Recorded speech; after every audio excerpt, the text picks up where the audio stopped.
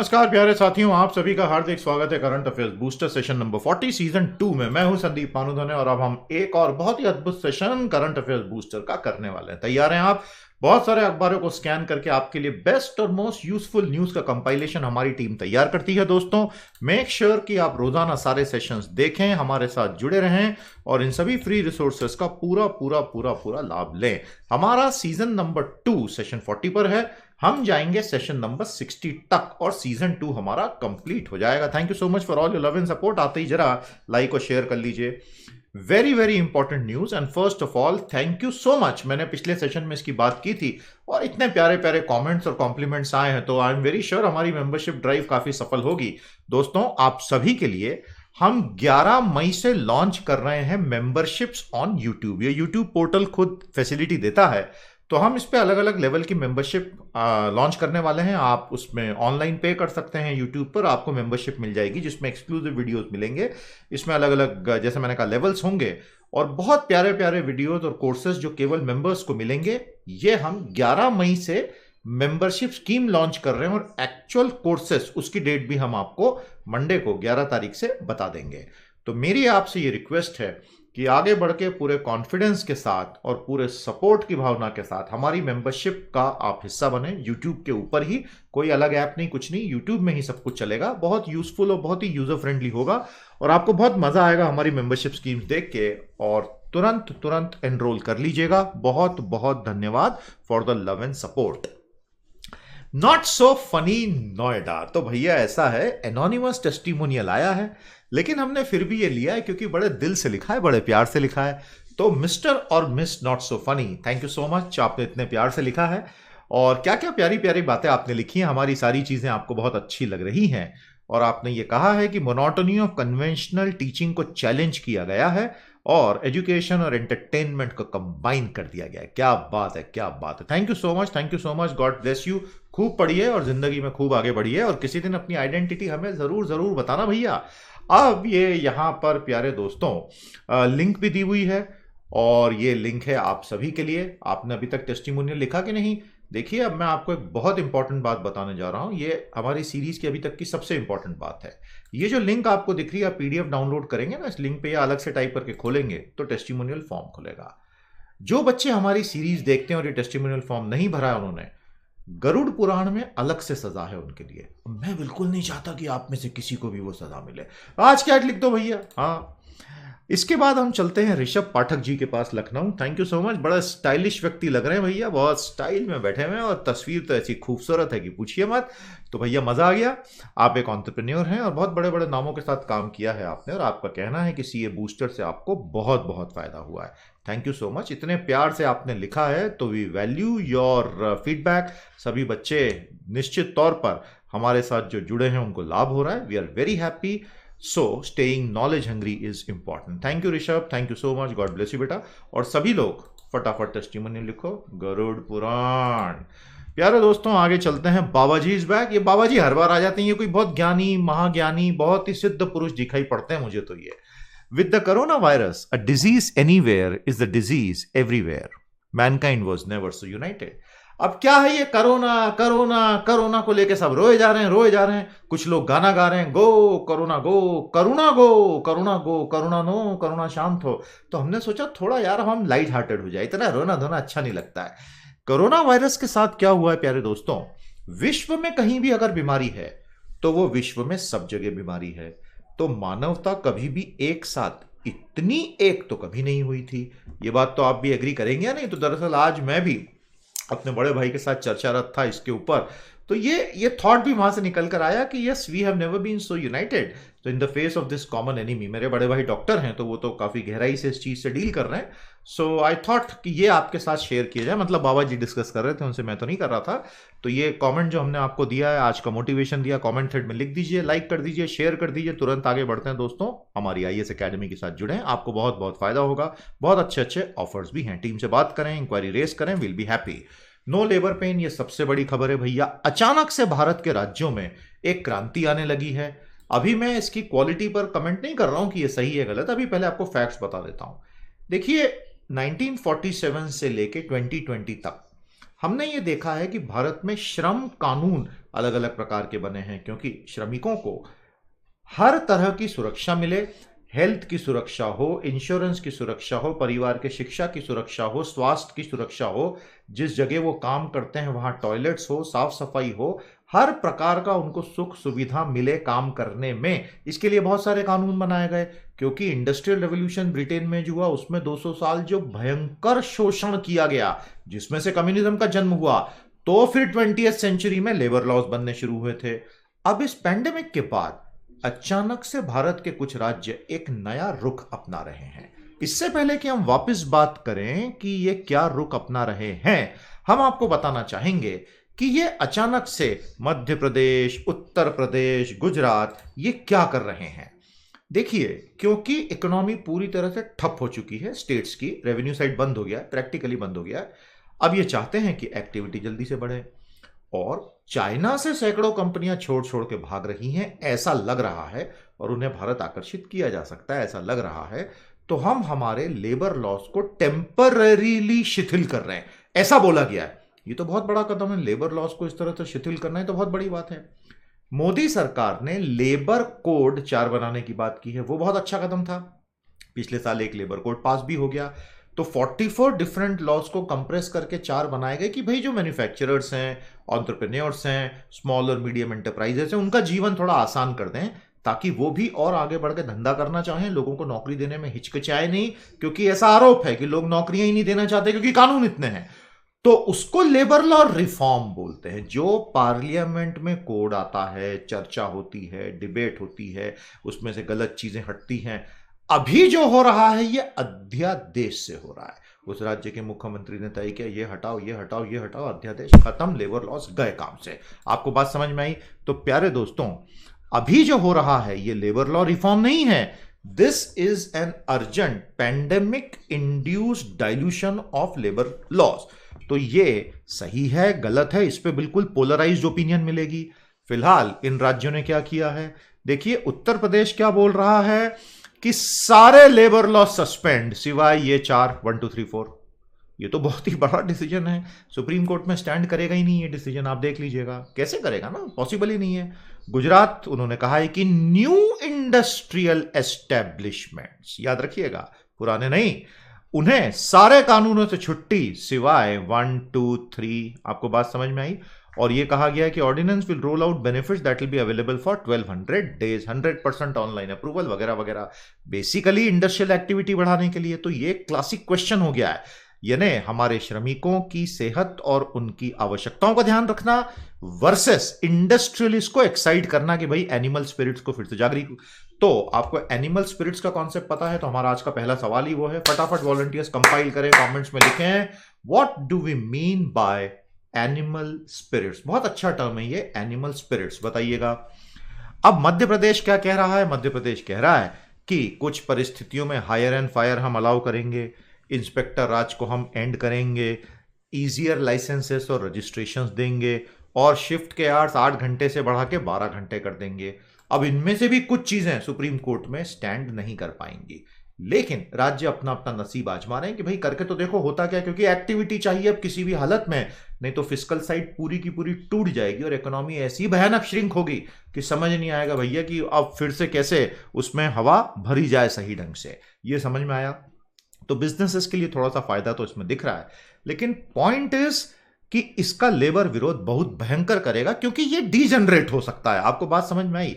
और वो खबर ऑलरेडी आना शुरू हुई है। जितने भी ट्रेड यूनियंस हैं उनका ये कहना है कि ये सारे कानून सिर्फ इसलिए बदले जा रहे हैं। ये बहुत बड़ी कहानी है दोस्तों, और ये अभी आने वाले 1 साल ये बड़ी कहानी बनी रहेगी, लिख के रख लो आप, अनलेस स्टेट्स भी चढ़ जाए, कि ये सारे इसलिए बदल रहे हैं कि इनको ये भ्रम हो गया। ऐसा यूनियंस का कहना है कि चाइना से कंपनियां भाग रही तो हम सबको अट्रैक्ट कर लेंगे, लेबर लॉ इजी करके।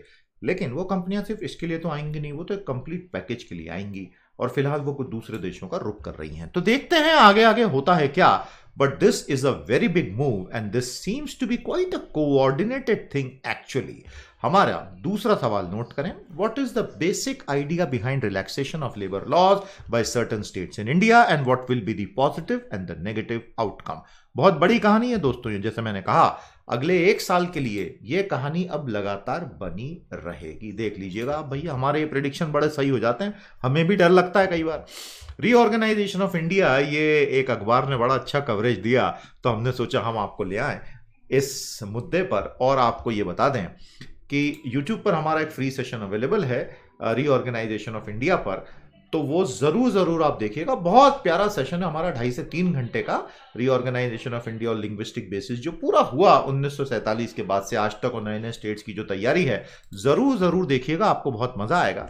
तो भारत जो है वो बड़ा इंटरेस्टिंगली पूरा रीऑर्गेनाइज हुआ है। 1947 में ब्रिटिश टेरिटरीज थी, प्रिंसली स्टेट्स थे 550 से ज्यादा, इनमें से कई प्रिंसली स्टेट जो थे भारत से जुड़ने में इंटरेस्टेड ही नहीं थे, ट्राइबल एरियाज थे और दूसरी कॉलोनियल टेरिटरीज थी। इन सबको मिलाकर एक भारत बनाना कठिन काम था और अंततः सबसे बड़ा कानून 1956 में आया, जब पूरा का पूरा भाषाई आधार पर देश का पुनर्गठन हुआ। ये बहुत स्टेबल रहा है और भारत जैसे देश के लिए यही सही था और बहुत अच्छा डिसीजन था। और अब नए राज्यों की जो मांगे आपके सामने आ रही हैं, आपके सामने है, देख लें एक बार अच्छे से। तो क्या छोटे राज्य अच्छे होते हैं, क्या बड़े राज्य अच्छे होते हैं, ये है सारी बातें। तो भारत में एक्चुअली ये जो नए राज्य बने, ये लोकल आंदोलनों से ही निकल कर बने। तेलंगाना पूरा वैसे ही बना है अल्टीमेटली। तो प्यारे दोस्तों, हमारा अगला सवाल आपसे है, एक तो हमारा वो वीडियो देख लेना, इसलिए हमने विशेष तौर पर ये आपको बताया, और दूसरा जो हमारा इस पर सवाल है, वॉलंटियर्स कंपाइल करें क्वेश्चंस को, What is better for India, bigger states or smaller states? बड़ा अच्छा सा मासूम सवाल है, लेकिन उसका उत्तर इतना मासूम है नहीं गुरु, जरूर बताना, एग्जाम के लिए बहुत यूजफुल है और ये मिंट अखबार ने बड़ा खूबसूरत कवरेज दिया है। दोस्तों, हम आपके साथ जितने भी अखबारों की तस्वीरें शेयर करते हैं, अखबारों की न्यूज शेयर करते हैं, कृपया इन अखबारों के जो ऑनलाइन सब्सक्रिप्शन होते हैं, पेड सब्सक्रिप्शन, वो आप लीजिए और उन्हें अच्छे से पेड देके प्रॉपर सब्सक्राइबर बन के उनको पढ़िएगा, अदरवाइज ये लोग भी काम कैसे करेंगे।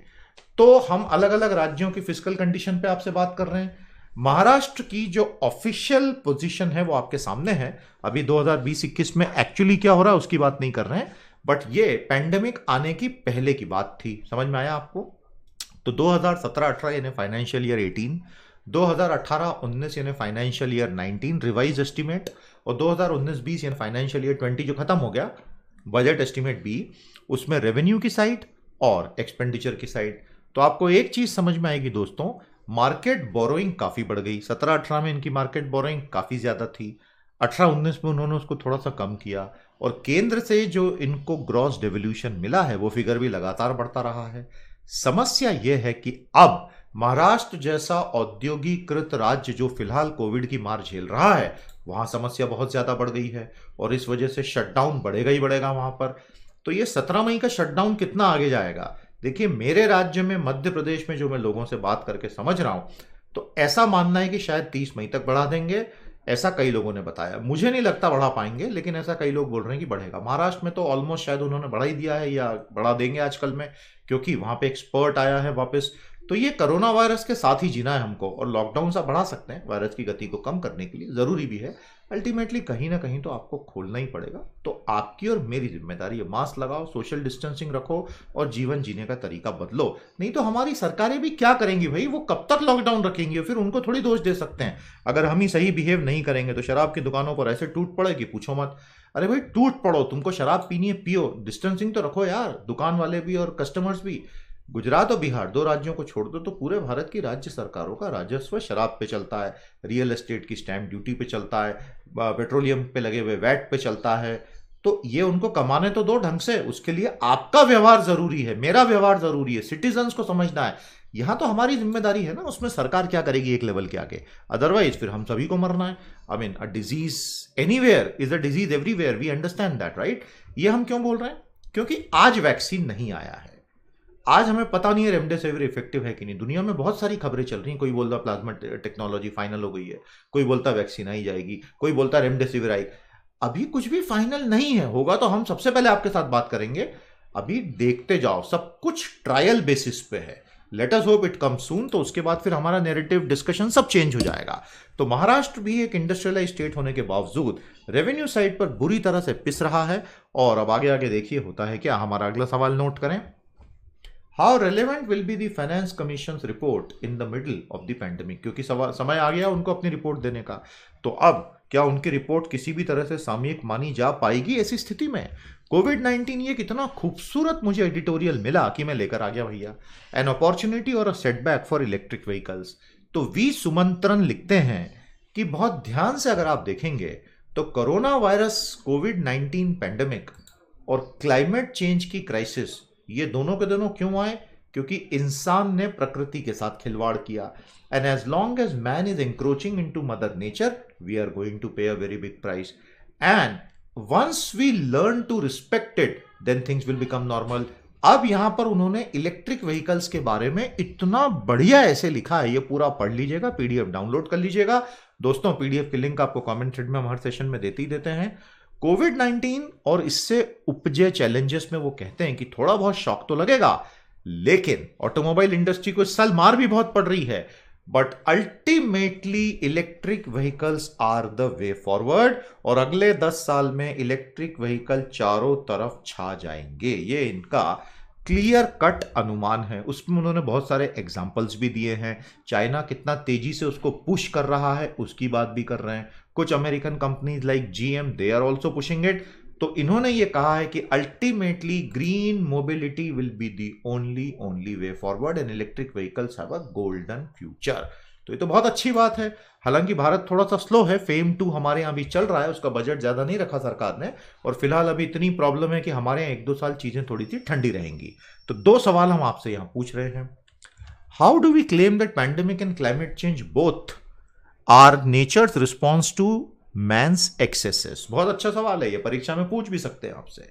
अगला सवाल, comment on the future of electric vehicles over the next 10 years and also analyse the performance of fame 2 scheme of government of India. आपको सब कुछ अच्छा लग रहा हो तो मिशन पीटी को कंट्रीब्यूट जरूर कीजिएगा, pteducation.com/contribute। और 11 मई को हम अनाउंस करेंगे हमारे सेशन नंबर 41 में कि हम कौन कौन सी मेंबरशिप्स हमारे पीटी एजुकेशन एचक्यू चैनल पर ला रहे हैं। मेरा आप सभी से निवेदन है कि एटलीस्ट एक लेवल में आप एनरोल जरूर कीजिएगा, जो भी लेवल आपके बजट में फिट होता हो। ये मंथली मेंबरशिप्स होती हैं, आप एक बार जुड़ेंगे आपको बहुत मजा आएगा, बहुत बढ़िया कंटेंट आप उसमें रेगुलरली देंगे। Thank you so much. Economy to be deep freeze. अब आप जानते हैं कि मूडीज जो है ये इन्वेस्टर सर्विस है, ये एक रेटिंग एजेंसी भी है, और मूडी वही कह रहा है जो बहुत पहले से सबको पता है, इसमें नया कुछ भी नहीं है। उनका कहना है इस साल का जीडीपी ग्रोथ रेट नहीं होगा और हमारा इस साल का जीडीपी बेसिकली फ्लैट रहेगा 0% पे। यानी 203 लाख करोड़ पिछले साल मेरा जीडीपी था, तो इस साल 2020-21 में मेरा जीडीपी 203 लाख करोड़ ही रहेगा। ये एकदम गलत एनालिसिस है। इस साल हमारा जीडीपी 5 से लेके 20% के बीच में श्रिंक होने जा रहा है, वो ऑलरेडी हो चुका है। और कोई भी अगर ये सोच रहा है कि सेकंड हाफ में H2 में, फर्स्ट हाफ तो गया, फर्स्ट हाफ यानी 2 क्वार्टर ये तो गया, कोई भी सोच रहा है सेकंड हाफ में ये उछल, ऐसा नहीं होने वाला है। माइग्रेंट वर्कर्स की प्रॉब्लम देखकर भी अगर आपको ये बात समझ में नहीं आई है that labour issues are going to hamstring industry, और नेचुरली होगा, इसमें हम किसी को दोष नहीं दे रहे हैं, ये सामान्य है जो होने वाला है। अब उसमें सरकार दोषी नहीं है, लेकिन स्टिमुलस नहीं लाए तो डेफिनेटली दोषी हम मान सकते हैं। स्टिमुलस आएगा ही आएगा, सूनर और लेटर गवर्नमेंट लेकर आएगी, देर बहुत हो रही है, बस देर ना हो जाए, कहीं देर ना हो जाए। तो मूडी प्रेडिक्ट 0% जीडीपी ग्रोथ, तो ये तो बहुत पॉजिटिव न्यूज है। हमारा तो 5 to 20% के श्रिंकेज का एस्टिमेट है, इनका कहना है 0% है। हर महीने ये और इंप्रूव करते जा रहे हैं, मतलब पहले ये बोलते थे पॉजिटिव में, फिर अब 0 पे आए। अभी आप 30 दिन बाद देखना ये लोग क्या कहेंगे। इनकी पॉलिटिकल मजबूरियां बहुत रहती हैं दोस्तों, इसलिए वो शायद ऐसा बोलते होंगे। तो economy to be deep freeze प्यारे साथियों, और ये है पूरी कहानी। इसमें इन्होंने बहुत सारी चीजें बोली हैं। नॉन परफॉर्मिंग एसेट्स बढ़ेंगे, वो बढ़ेंगे ही, सभी को पता है। क्रेडिट रेटिंग Baa2 रखी है इसने विद नेगेटिव आउटलुक, और फिस्कल डेफिसिट बढ़ेगा। मेरा यहां भारत सरकार को सिर्फ एक ही कहना है, मैं हमेशा कहते ही आया हूं, मैं तो 40 दिन से एक ही चीज बोल रहा हूं, मेरे सरकार, मोदी जी से बोल रहा हूं, मेरे सरकार, मेरे मालिक, 20 लाख करोड़ का पैकेज सरकार कल के कल अनाउंस कर दो, इकोनॉमी दौड़ने लगेगी हमारी 6 महीने में। मत अनाउंस करो सर, हम सब लंगड़े के लंगड़े रह जाएंगे। आप जल्दी से स्टिमुलस लाइए, और ये जितनी रेटिंग एजेंसीज है ना, इनको बोलो 2 साल बाद मिलेंगे, तुमको 0 करनी, हमारी रेटिंग कर दो, गेट लॉस्ट। ये समय है रेटिंग एजेंसीज को गेट लॉस्ट बोलने का, लेकिन आप वो बोल नहीं पा रहे हैं। तो the experts were advising mister Modi should advise him कि रेटिंग एजेंसीज को और FRBM को और फिस्कल भूल जाओ। सिंपल लॉजिक है दोस्त, अगर इकोनॉमी में ही गति नहीं बचेगी तो आप फिस्कल डेफिसिट, और वैसे भी अभी तो बता रहा हूं बोरिंग उन्होंने बढ़ाई दी है, तो अल्टीमेटली जब करना ही है तो डंके की चोट पे करो सर, डरो मत, हम सब आपके साथ हैं। इकोनॉमी को जिंदा रखना जरूरी है, ऐसा मुझे लगता है।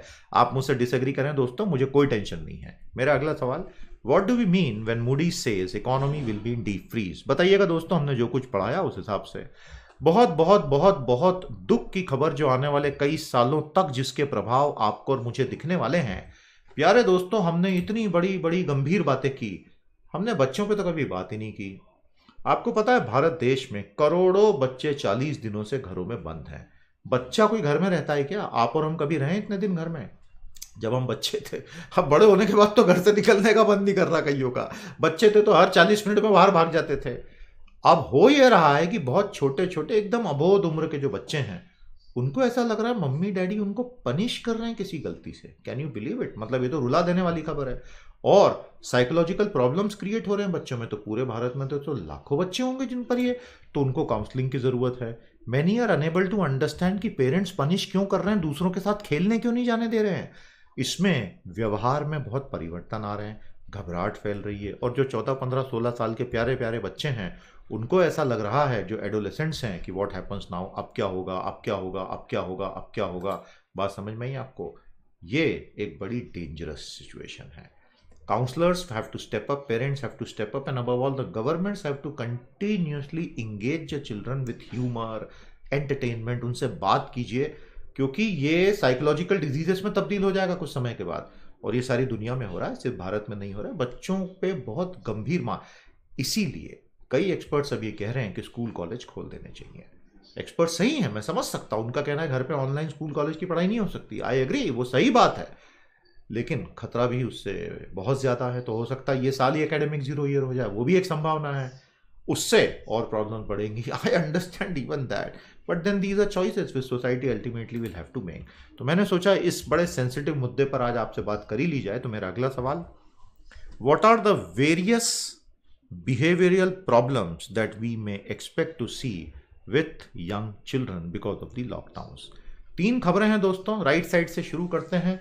सुप्रीम कोर्ट ने ये बोला है सीबीआई कोर्ट को कि जो बहुत सीनियर बीजेपी लीडर्स पर बाबरी मस्जिद विध्वंस का केस चल रहा है, 31 अगस्त तक ऑर्डर दे दो भैया। आपको बात समझ में आई? तो उसमें बहुत बड़े बड़े नेता फंसे हुए हैं, एल के आडवाणी हैं, मुरली मनोहर जोशी हैं, उमा भारती जी हैं। इन सब पर 16वीं सदी की बाबरी मस्जिद को 6 दिसंबर को तोड़ने के लिए कर सेवकों को मोटिवेट करने का आरोप है। और वो डिसीजन अब आने वाला है। तो ये भूचाल भी हो सकता है भैया 31 अगस्त के पहले। देखते हैं। यूएस के जो स्पेशल इन्वॉय है ना, जालमाए खलीलजाद साहब, याद है इन पे कितनी बात हमने की थी?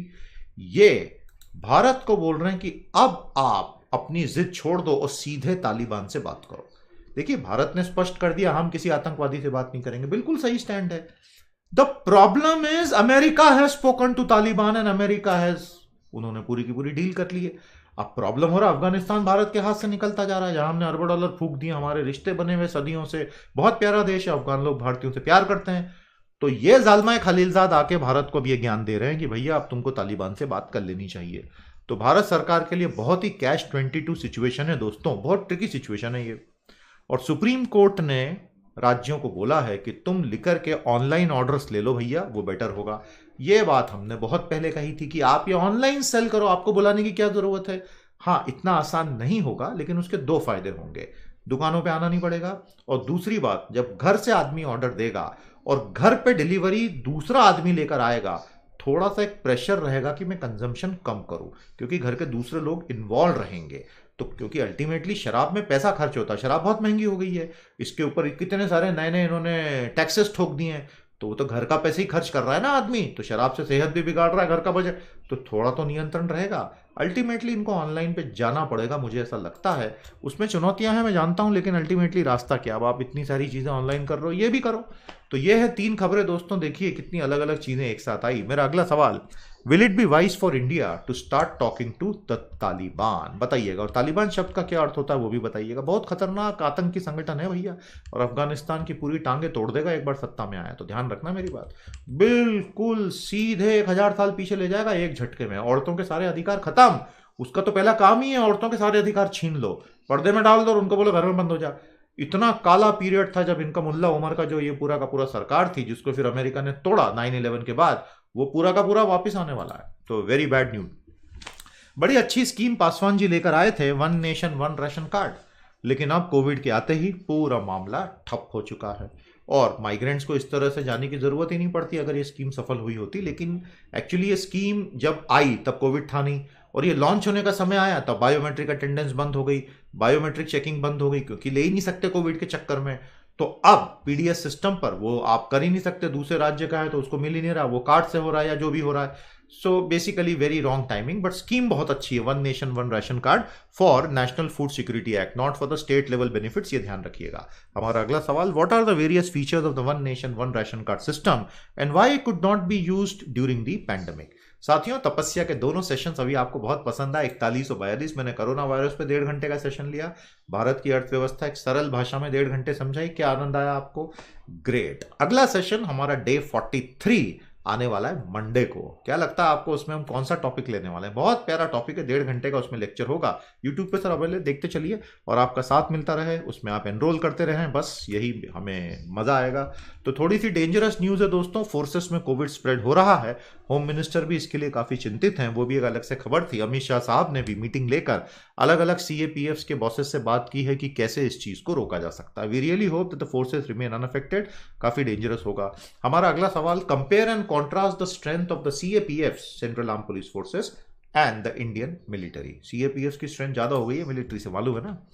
अब यह है वो कहानी जो भारत सरकार को अंततः करना ही पड़ा, बोरोइंग का टारगेट बढ़ा ही दिया। ये तो बहुत पहले पता था ना कि बढ़ेगा ही पैंडेमिक आते ही। अब हो ये रहा है कि सरकार एडवांस में स्टिमुलस ला नहीं रही और धीरे धीरे ये हो रहा है, तो मार्केट ऑलरेडी इसको फिर अब फैक्टर इन कर लेगा।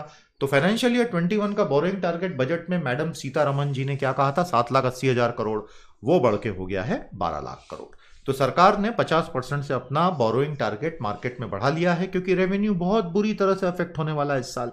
अब जब पहले 6 महीने आपके इकोनॉमी के पूरी तरह से क्रश होंगे तो कौन सी सरकार रेवेन्यू ला सकती है? कहां से? आप और मैं सरकार चला रहे होते, हम कहां से रेवेन्यू लाते? ला ही नहीं सकते हैं।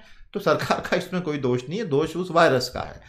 Now my dear student, the target has been raised from 7.8 to 12 lakh crore. समझ में आया? ये अभी आगे और जाएगा, क्योंकि रेवेन्यू नहीं आएगा तो आपको मार्केट बोरोइंग ही करनी पड़ेगी। और इसके बाद अब मंडे को बॉन्ड मार्केट कैसा रिएक्ट करेंगे, नेचुरली यील्ड्स बढ़ेंगी गवर्नमेंट बॉन्ड्स के ऊपर, क्योंकि सरकार को पैसा चाहिए, मार्केट इस बात को समझता है। सबसे बड़ी बात यह है कि it is perfectly okay in a pandemic and the government should not panic. समझ में आया आपको? बहुत अच्छी खबर है ये, बहुत अच्छे से समझाया है, इसको देख लीजिएगा। हमारा अगला सवाल, इसमें प्रॉब्लम सिर्फ ये कि शॉर्ट रन में हमें टेंशन होगा, लेकिन फिलहाल डेफिसिट मोनेटाइजेशन के अलावा आपके पास कोई दूसरा रास्ता है नहीं। हेलीकॉप्टर मनी आप अवॉइड भी कर सकते हो। आज ये रघुराम राजन जी ने बोला है कि हेलीकॉप्टर मनी को अवॉइड करें, डेफिसिट मोनेटाइजेशन पे जाएं। बहुत अच्छी बात है, उनकी बड़ी वाइज एडवाइस होती है। उनको सुनते नहीं है आजकल के हमारे सत्ताधीश, उनको सुनना चाहिए, काफी दिमाग वाला आदमी है, लेकिन उनको तो भारत में विलेन ही बना के पेश कर दिया है। रघुराम राजन वो व्यक्ति थे जिन्होंने 100 सबसे बड़े विलफुल डिफॉल्टर्स की लिस्ट भेजी थी पीएमओ में, और बोला था इन सबके नाम उजागर करो, इन सबको पकड़ो एक एक करके। उस लिस्ट का क्या हुआ किसी को कभी पता ही नहीं चला। आप चेक कीजिएगा इंटरनेट, आपको समझ में आएगी सारी बात। तो प्यारे दोस्तों, हमारा अगला सवाल, why has the government of India raised the borrowing target. तो कोविड ट्रूथ में आपको फिर से दिखा रहा हूं, ये आज शाम तक के लिए वैलिड है। कल अगर वैक्सीन आ गई या रेमडेसिविर सही साबित हो गया तो फिर इसमें हमारे बहुत सारे पॉइंट चेंज होंगे। भगवान करे वो चेंज हमें जल्दी से करने का मौका मिल जाए। प्यारे दोस्तों, तो एलजी पॉलीमर्स की कहानी सभी को पता ही है। जिस प्रकार से लोग वहां मरे और जिस प्रकार से यह हादसा हुआ, तो उसके बाद एनजीटी हरकत में आया। एनजीटी को थोड़ा पहले ही हरकत में आ जाना चाहिए था, अक्सर ये होने के बाद ही आता है हरकत में। National Green Tribunal is the apex environment judiciary या judicial body in India, quasi judicial है वो ट्राइब्यूनल है, और काफी बड़ा उन्होंने दंड अभी लगाया है, और वो बोला है कि पूरा साइट इंस्पेक्शन होगा। ये कहानी अभी इवॉल्विंग है, इस पे मैं अलग से डेडिकेटेड सेशन आपके लिए लेकर आऊंगा। तो प्यारे दोस्तों, ये 500 पेज का पीडीएफ आप जरूर डाउनलोड कीजिएगा। इससे पहले उस पर आऊं, फिर से आपको याद दिला दूं, भोपाल गैस स्ट्रेटजी का बड़ा ही खौफनाक मंजर था, क्योंकि मिथाइल आइसोसाइनेट जो थी वो तो ओडरलेस गैस थी, और लोग बिल्कुल सड़क पे गिरते चले गए थे, हजारों लोग। वॉरेन एंडरसन को सजा हुई नहीं, भारत से वो चला गया और राइप ओल्ड एज में जाके उसकी मौत हुई। और यूनियन कार्बाइड पर भी कोई ऐसा दंड कभी नहीं लगा। अमेरिका में हुआ होता ये वर्स्ट इंडस्ट्रियल डिजास्टर तो वो कंपनी खत्म हो गई होती, हमारे यहाँ हम वैसा नहीं कर पाए, बहुत दुख की बात है। भोपाल गैस ट्रेजेडी में जो लोग सफर किए हैं उनकी कहानियां तो भैया पूछो ही मत। तो प्यारे दोस्तों, ये 500 पेज का पीडीएफ आज के आज परचेज कर लीजिए, इसकी लिंक आपको कमेंट से मिलेंगी। भारत सरकार की महत्वपूर्ण योजना है और कंट्रीब्यूट करते चलिए। बहुत प्यारे प्यारे एडिटोरियल्स रेडी हैं, इसके लिए आपको सिर्फ इतना करना है कि आप हमारी साइटों को विजिट करें और अगर अभी तक नहीं किया तो आज के आज करें। सिविल तपस्या की साइट पर भी जरूर जाइए। अरे भैया साइट कहाँ चली गई, दिखा देते हैं आपको तुरंत, कोई दिक्कत नहीं है। ये रही साइट, ये करंट अफेयर्स की साइट है, डेली अपडेट हो रही है। सिविल तपस्या की भी साइट है, और आप डेली डाइजेस्ट का फॉर्म भर दीजिए। 2 से 3 दिन में हमारी टीम शुरू कर देगी। एक दो बच्चे बताते रहते हैं कि मिल नहीं रहा है, मिल नहीं रहा है। प्यारे दोस्तों, हमारी तरफ से बराबर जाता है और एक एक शिकायत हम चेक भी कर रहे हैं। हमारी टीम बड़ी डिलीजेंट है इस मामले में। सब अपने अपने घरों से काम कर रहे हैं, लेकिन बड़े ढंग से काम कर रहे हैं। 8-8 10-10 घंटे सब लोग काम कर रहे हैं।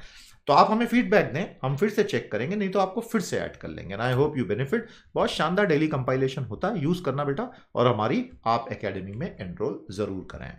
तो भैया एक बार मुझे कंफर्म कर दो कि एक बार मैंने मेंबरशिप स्कीम चालू की, यूट्यूब पे मंथली मेंबरशिप्स हैं, तो आप जरूर एक ना एक मेंबरशिप लोगे। ये मुझे वादा आज के आज कर दो यार, तुम्हारे वादे पे टिके हुए हम तो भैया, तो वादा जरूर करना और आपका प्यार बना रहे। आज के लिए इतना ही। अब हम मंडे को मिलेंगे, सेशन 41 में आपको मेंबरशिप स्कीम भी बताएंगे। नमस्ते, जय हिंद।